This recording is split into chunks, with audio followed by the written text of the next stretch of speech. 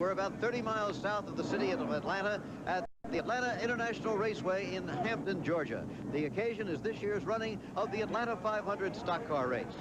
As you can see, the cars are now beginning to move out of the pits, preliminary to the pace laps, and then the green flag falling and the race getting underway before a tremendous crowd here today. Good afternoon, I'm Jim McKay reporting from Atlanta International Raceway, and you know the coming of spring just about everywhere means the coming of color, but usually it's the red of the azaleas and the yellow of the forsythias and the white of the dogwood. But down here in the American South, in many parts of it at any rate, it means the colors of race cars, the blue of Richard Petty and the orange of Cale Yarborough and the yellow and blue of Dale Earnhardt and the other colors of the drivers on down the line. Everybody has their favorite driver, their favorite color, their favorite car, and even their favorite number. It's going to be an interesting afternoon here, so let's bring in right away our expert on the motorsport, Sam Posey. Going to be a good one, I think. Jim, I think so. And as you mentioned, the changing of the seasons, it occurs to me that there's a changing of the guard in NASCAR, too, going on right now. The legends of the sport are still there, and we'll see them racing today. Richard Petty, Cale Yarborough, David Pearson. But these men no longer win regularly, and they are certainly not the future of NASCAR. So who is? Young Bill Elliott, 29 years old, from Dawsonville, Georgia, is one of these prospects. He got very hot toward the end of the season last year, won several races, and then he began this year by dominating the Daytona 500. In the process, he's become the favorite for the national championship. But then what happened? 2 weeks ago in Rockingham, he had crashed, fractured a bone in the lower part of his left leg. Now, he can drive, and he's here. In fact, he's qualified third. How far he can go in the race remains a question at this point. He has a relief driver standing by, Jody Ridley. But, you know, the NASCAR fans like their drivers, frankly, to drive hurt. It shows that they have the right stuff, and I know that's on Bill Elliott's mind. It's going to be a fascinating story to follow. Let's check it in the pits now with our man down there, Larry Newber. Thanks, Jim. Tires, tires, and more tires. You know, there are those who will tell you that the reason for the astronomical jump in speeds over the past couple of decades is this. True, horsepower and aerodynamics are certainly very important, but if you cannot apply it directly to the racetrack, you have made no progress at all. Now, in 1984, it was nothing for a Grand National team to burn maybe 30 of these babies in a race, and that's very expensive, a tire bill of almost $4,500. But in '85, the rule has been changed. During any yellow flag stop, you can change no more than 2 of these tires. Now, some of the teams say that's not safe on a racetrack like Atlanta. But other teams are saying, yeah, but that's going to cut our tire bill in just about half. That's certainly something for you to watch for during today's race. Well, here are the driver point standings after 3 races. Lake Speed is the surprise leader with 469 points, but that's only a 15-point margin over Darrell Waltrip. Then Jeff Bodine, Harry Gant, Neil Bonnet, and the rest of the top 10. Now, on the pole today is Neil Bonnet of Alabama with the record qualifying speed, and next to him, the one-time Indianapolis Rookie of the Year, Tim Richmond. In the second row, we'll see the wounded Bill Elliott driving with that bad leg. Cale Yarborough, the veteran, has won 7 500-mile races on this race course. In row 3, Ricky Rudd is a former Rookie of the Year. Harry Gant was a late starter in the big time, who at age 45 is at the height of his career now. David Pearson, the 50-year-old Silver Fox, is one of the sport's legends. Dale Earnhardt won the national title in 1980. Lake Speed leads the NASCAR point standings, as we said. Next to him, Rusty Wallace was the 1984 Rookie of the Year. Ron Bouchard is a geographical exception, a NASCAR driver from New England. And Jeff Bodine made a strong impact last season with his first 3 Grand National victories. Now, here are the others in the field. Notice Bobby Allison in row 7, Kyle Petty in 8, and our camera car, Benny Parsons, in row 9. There's Darrell Waltrip down in the 11th row, and King Richard Petty in the 12th. Indianapolis star Tom Sneva in the 15th row, and A.J. Foyt, the Indy legend, just one of the guys here in the 17th row. Now, we're going to have not 1 but 2 cameras in the car of Benny Parsons, who won this race last year. That's car number 55, the green and white car there, or black and white car, I should say. And there's a look over Benny's shoulder as he looks at the car in front of him. As I said, we have that camera. We also have one on the right-hand door. Benny, exactly what's happening in that car now? Do you have a checklist you go through? What are you doing? Right now, I'm just working accelerator to make sure I don't foul any spark plugs. Benny, how about the fact that you won this race last year? Does that give you any special confidence right now, or is this just a clean slate? Oh, I think we got a better shot because of last year, because we got some knowledge on how to set up for this racetrack. How do you appraise the condition of the racetrack And the wind, is that going to be a factor? The wind is going to be a factor down in turn 1. Good luck to you, Benny. I know the start's just moments away now. Okay, ready for the start of the Atlanta 500. The green flag out, and they are underway. Going into the first turn, it's Neil Bonnet down low and Tim Richmond up high. The two of them still side by side. Nobody has taken the lead yet. Just behind them is Bill Elliott. No, that's Cale Yarborough going down low. Yarborough going for the lead. Doesn't have it. It's still Neil Bonnet, the pole sitter, then Cale Yarborough, then Tim Richmond and Bill Elliott. Those are the first 4. A good, clean start, and I think it's an indication of how fast the pace is going to be, that they have already moved to within about 2 or 3 miles an hour, Jim, lap speed of their qualifying speed. Cale Yarborough gets his nose in front just a little bit. Neil Bonnet up high, now moving just past him again, absolutely even, just about. Dough handle to dough handle, as they used to say in this circuit. They don't have door handles on the car. 3 abreast there for a second. Yep. Neil Bonnet on the outside takes the lead, and now the battle is for second. Tim Richmond down on the inside. Here's Benny Parsons trying to work his way through the cars. He was starting on the 9th row.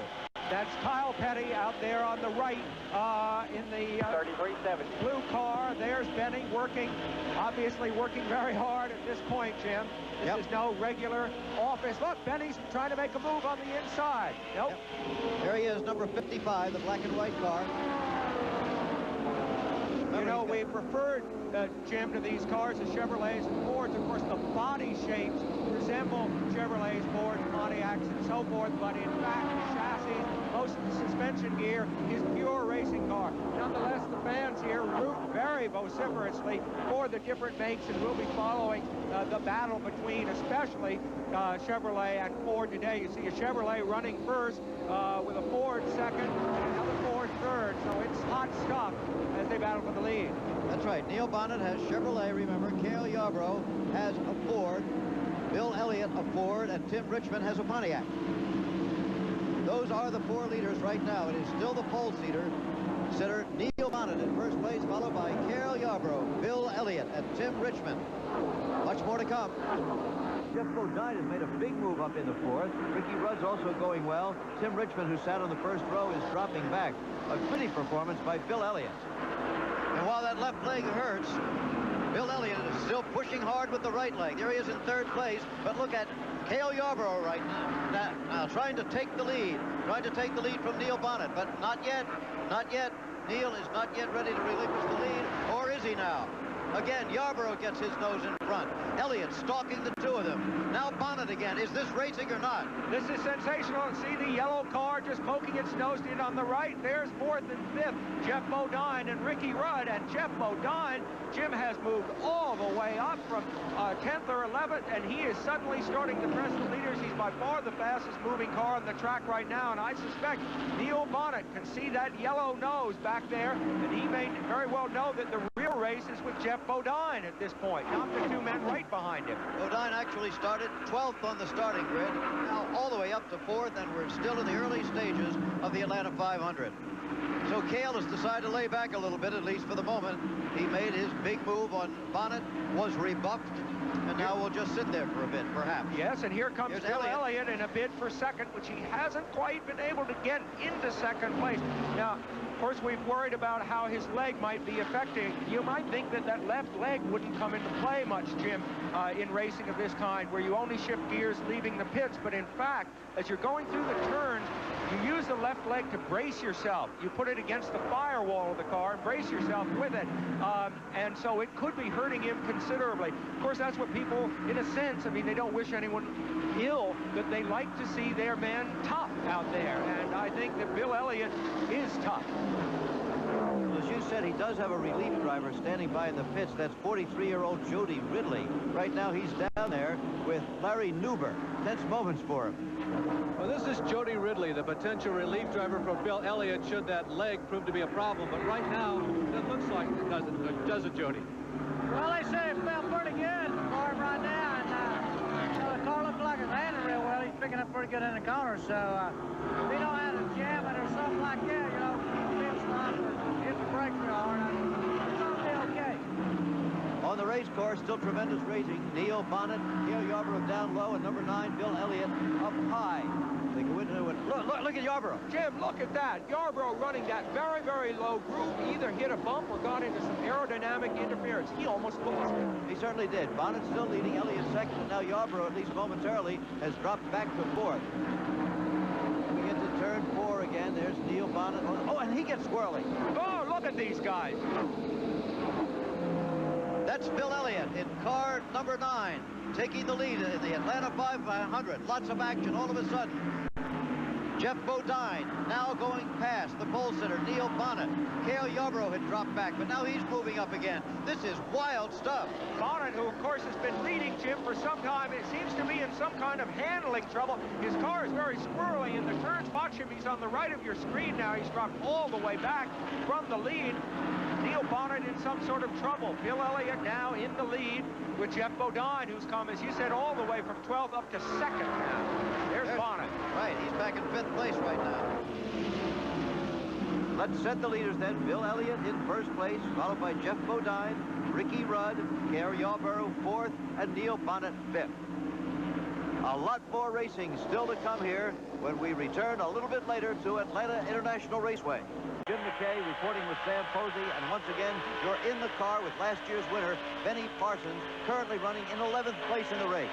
And Jim, you know, balancing a car in these long turns like this, keeping it from spinning, it's not unlike standing on a tightrope out in the wind. People sometimes say, gee, don't they get bored turning left all the time? The point is, if they stop for even a moment, concentrating 100%, they'd spin out. Now look what's happening here on the race course.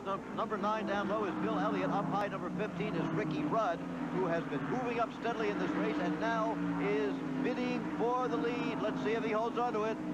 Coming out of the turn, we should know, and it's Ricky Rudd now leading the Atlanta 500. Bill Elliott is 2nd.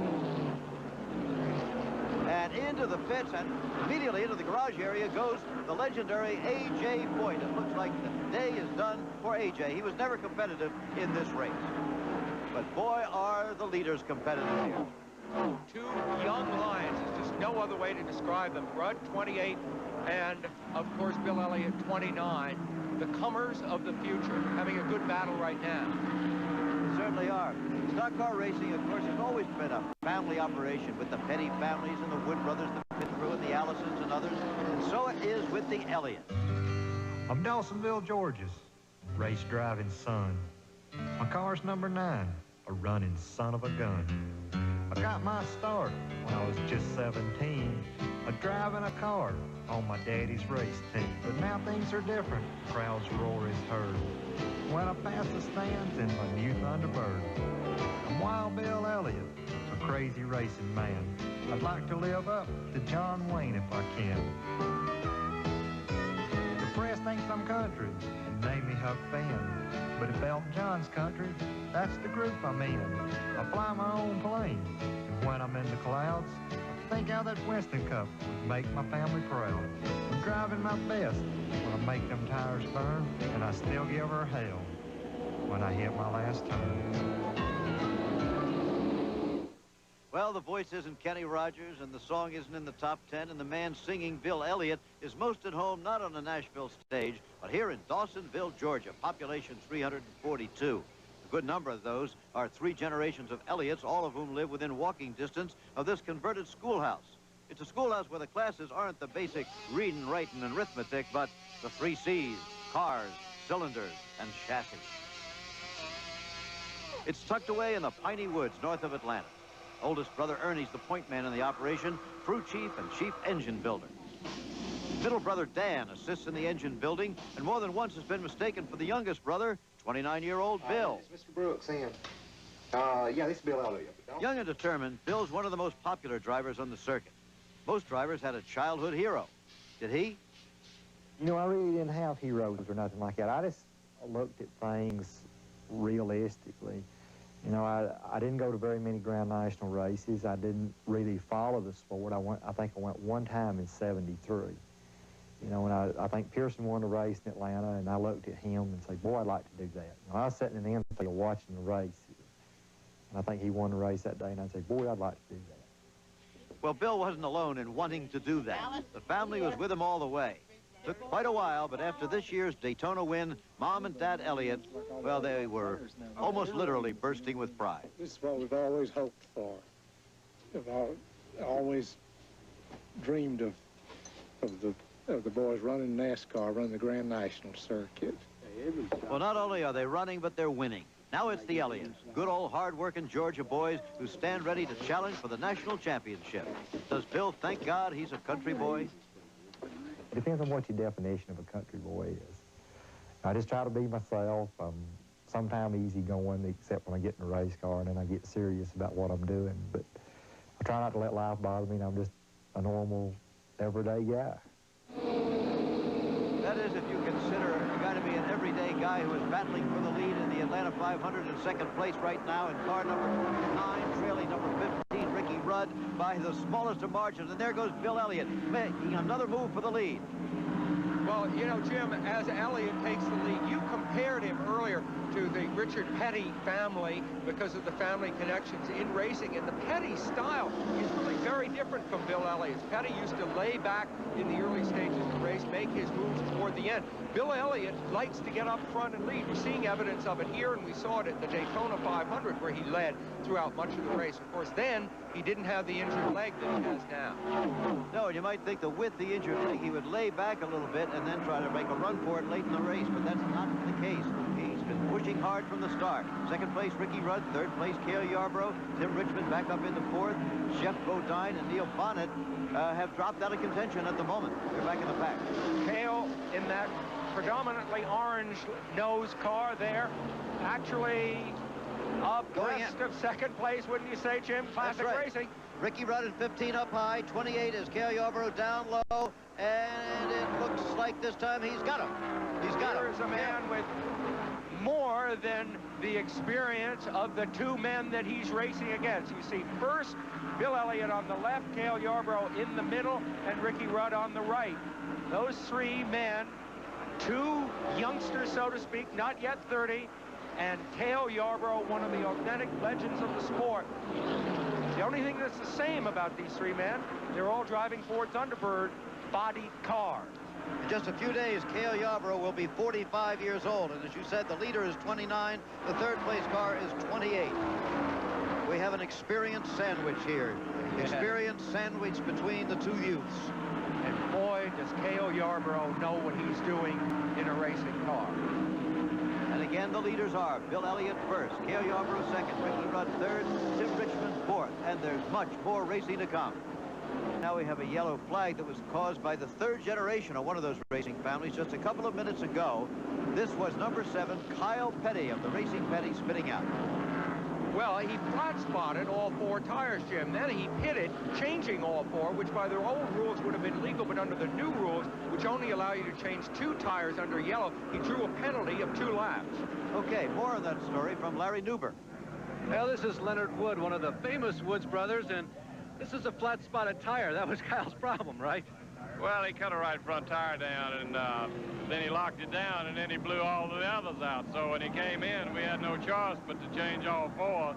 And then, of course, we had to take the penalty. We couldn't very well go back out on 2 flat tires on the left side. What do you think about that decision where you feel you have to take the penalty because of the new rule? Well, you know, I guess the rule's all right, but I think it needs a little adjustment. I think a 2-lap penalty is a little too severe. Since you have 2 flat tires, you know, you can't very well go back on the racetrack with 2 flat tires, you know. Well, that's the new tire rule, and the first time it's coming into play during today's race. All right, Larry, now we're getting the green flag. They are racing again at Atlanta. A cool afternoon, good racing conditions, and it is Bill Elliott and Cale Yarborough battling for the lead. Bill Elliott in the lead, Cale right behind him. Well into his draft, now moving down. Up. He might make a move, and now he's trying him again. Well, of course, these 2 men have been racing like this, Jim, throughout much of the race. One of the great benefits from Bill Elliott's point of view of racing at close quarters with a great champion like Yarborough, who's putting a move on him here, is that he can learn a good deal from a man like Cale Yarborough. As Cale takes the lead, and now smoke coming across the racetrack. The yellow comes out again, and it is car number 17, Ken Reagan. Ken Reagan bringing out the yellow. There he is on the backstretch. So again, they're racing under the yellow at Atlanta. But what an afternoon it is with Cale Yarborough now leading the race. He just got the lead before the yellow came out, and Bill Elliott in second place, and so much more to come, it appears. Jeff Bodine, those are the only 3 cars on the same lap. All have run extremely strong at one stage of the race or the other. The early phase really belonged to Bill Elliott, with a terrific charge going on from behind by Jeff Bodine, who was the fastest driver on the track. Cale at that point was not among the fastest runners, although he was constantly in the first 4. Suddenly, now as the track is heated up a little bit, Cale is coming to the fore. We might add that in 4th place is Terry Labonte, 1 lap down, and in 5th place, our camera card, Benny Parsons. There is Benny in car number 55. He is in 5th place in the race, so you can't cut him out quite yet, although he is 1 lap down. Tailing none other than Darrell Waltrip there. He's directly behind Darrell Waltrip. Benny is having himself quite a day. He's moved up steadily. His car, he tells us, is working very, very well. You see him working his way through the turns there. Most of this track is turns. It's a 1.5 mile track, but you spend all but about 10 seconds of a half-a-minute lap in the turns themselves. Now, to us, of course, we cannot see the invisible currents of air. That's Richard Petty on the right of him there. We cannot see the invisible currents of air flowing around these cars. But if you wonder why they seem to move from side to side and be a little unstable and hard to control, it's because at 165, 170 miles an hour, the air moving around them can literally throw a car right out of control. You hear the radio voice from the pits occasionally telling Benny, remember, what his most recent lap time was. There you hear him accelerating. Hear the sound? Now coming off it a little bit, you can hear it. Yes, you have to back off and even touch the brakes going into the turns, but he's back onto the power now as he comes down the start-finish straightaway with the speed climbing to about 175 right there. Now he's back out of the power. You need power here, though, because, Jim, as you're putting the power on here, you see how much banking there is. 24 degrees of banking, and the car really fights against that as it accelerates up and out of the turn and down the straightaway. Now let's move up from Benny Parsons to the leaders. Remember, he's this distance plus 1 lap behind the leaders. And it's still Cale Yarborough in front. Bill Elliott in second place, dogging his tracks. Using that draft, of course.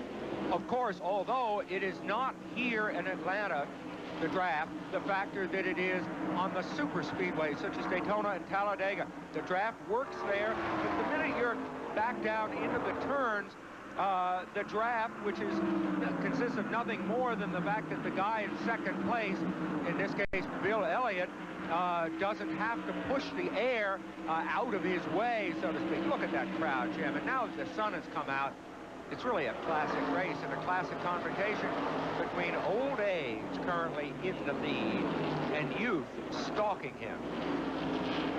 And there has to be at least some advantage in the fact that the car in the lead, or the man in the lead, Cale Yarborough, has won 81 times on this circuit.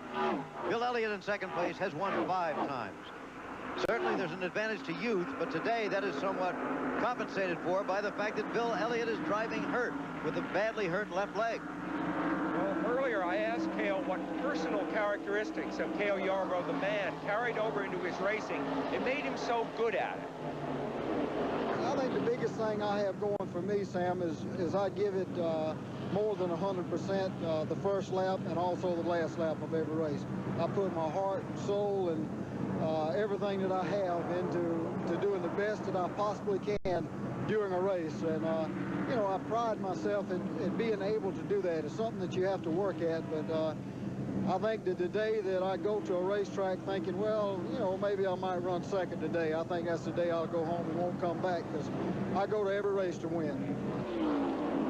Well, 81 times, Cale Yarborough's best has been good enough to win the race.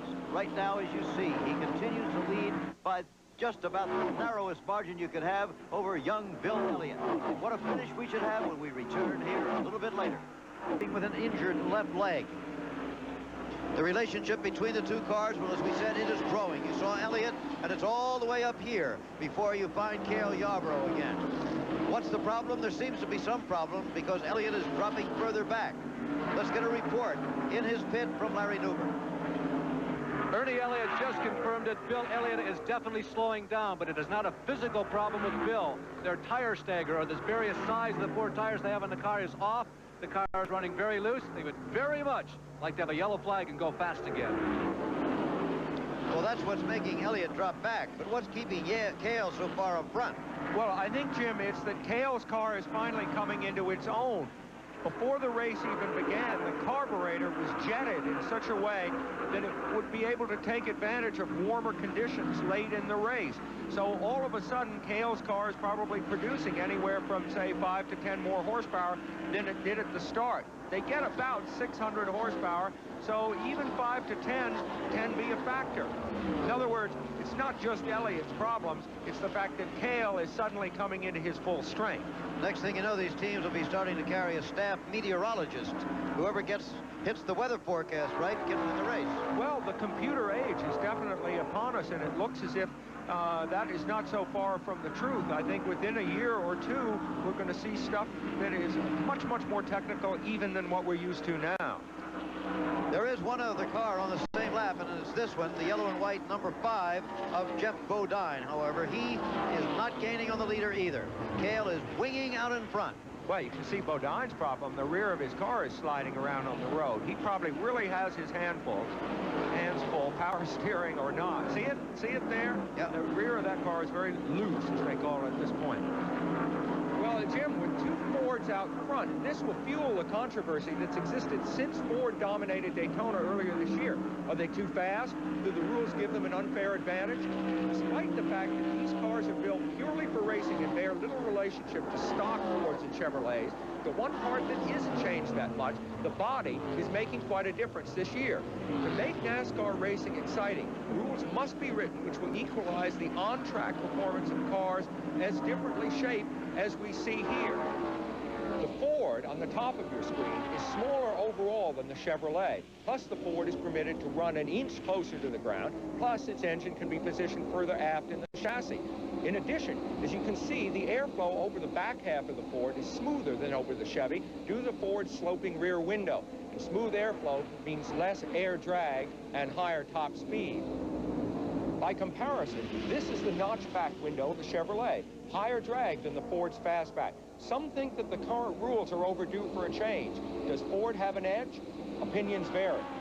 I think what happened at Daytona is an indication of the potential that the Ford has, particularly on the bigger speedways, and that's too much of an advantage. I don't have any problem with having to race a guy to beat him, but I don't like to be just out-legislated. The aerodynamics of the Ford body itself makes the car a little more stable in the turns, and but that's the way the Fords are built, and I don't see where it's fair at all to change the rules because they have a little bit better aerodynamics than some other cars. It's always been our philosophy to try to maintain some parity among the various car makes, because what we're selling is we're selling competition to the thousands of race fans who have made NASCAR racing what it is today. Parity, of course, is a euphemism for close racing. And so far in this season, despite Ford's supposed advantage, the score stands at 1 win for Ford, 2 for Chevrolet. Hard to fault that, Jim. Yes, but the Ford of Cale Yarborough is in fact leading this race right now. And there he is in car number 28. Wait a minute. Cale coming down very low. That car is slowing down. Cale Yarborough has a problem, and it's not a minor problem. He is headed for the pits. Just absolutely without warning, that happened as he was coming out of turn number 2. Suddenly, Cale Yarborough slowed down dramatically, headed down below the line, and as you see, it looks like it may be all over for Cale Yarborough. That isn't scheduled, Jim. No way. There's Bill Elliott sweeping by to take the lead just at a point in the race, and Cale's going right behind the wall. He has had it. Jim, Bill Elliott looked as if he was being defeated. Cale Yarborough is pulling away. At the time he had his trouble just moments ago, he was more than 10 seconds ahead of this man, Bill Elliott, and now it has turned completely around. And now this is a scheduled pit stop for the third place car of Jeff Bodine. He could get back into it now. It's a whole different race. Quite remarkable, though. Usually you'll see some sign, Sam, that the car is beginning to slow. It was just like that, as you say. He was stretching his lead longer and longer and longer, and suddenly he was out of it. Exactly. Bodine, of course, now in second place. There's Bill Elliott just going into turn 1 here in Atlanta. That car, which at the Daytona 500 earlier this year was able to outrun the field until moments ago, was being outrun here by Cale Yarborough, and then whatever happened to Cale happened, as you said, Jim, absolutely without warning. Such is the sport of automobile racing. And now in the suddenly somber pit of Cale Yarborough, let's go to Larry Newberg. If Cale feels as bad as anybody right now, the second worst feeling person is his crew chief, Waddell Wilson. Waddell, any warning as to what happened? No, he just come on the radio and said it blowed up. And, you know, I feel awful sorry for Cale because he drove so hard and wanted to win so bad, but all of us did. It's a long walk back to the garage from here, isn't it? Yeah, this is a bad way to end the day. And now in for what should be the final pit stop, here is the leader, Bill Elliott. He's going to be changing that right rear tire, Jim. Earlier, Larry Newberg mentioned that they thought they had problems with the stagger, which just means the dimension of the tires is unbalanced. The tires are handmade, of course, and sometimes the dimensions come out a little differently. This may have set it up properly this time. In other words, Bill Elliott should be ready to race to the flag. When do you say? Now in the 1985 Atlanta 500 stock car race before a crowd estimated at 67,000. And it looks like this year's winner will be Bill Elliott of Dawsonville, Georgia, in car number 9. He has a sizable lead now over second place Jeff Bodine in car number 5. It looks like only some ultimate disaster could stop him. Right now you're in the car of the 8th place man of the moment, and that is Benny Parsons. Jim, it's a wonderful feeling to be out there late in the race, having driven almost the full 500 miles. You've survived the jostling and bouncing and all the incidents. You're now completely in the groove. You feel complete oneness with your car. It's really a terrific moment. And quite a moment for this man, too. Here's a man who has driven the better part now of 500 miles with an injured left leg. Heaven knows how much pain it may have caused him. It may not have been that big a factor, but I know one thing, the people here are reacting strongly as we see the fans here now as there's the white flag.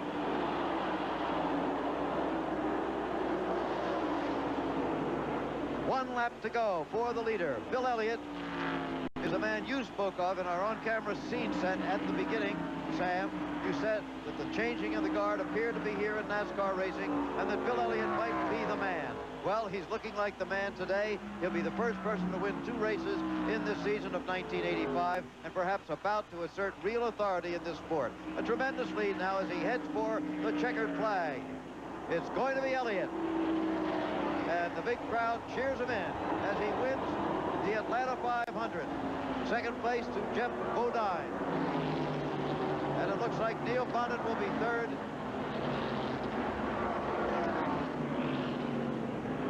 And that's the way it's going to end.